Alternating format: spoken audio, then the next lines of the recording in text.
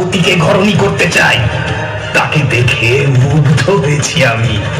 চলে যাও, এখানে শোরগোল করো না।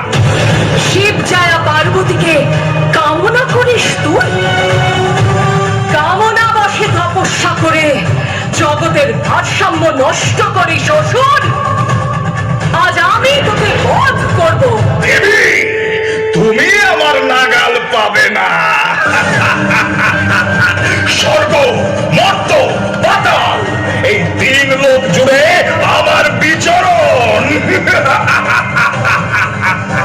তুই ত্রিলোকের যে কোনো কোনায় গিয়ে আত্মগোপন কর না কেন, আমি দেবী কাল রাত্রি কালান্ত জমের মতন তোর সামনে উপস্থিত হব।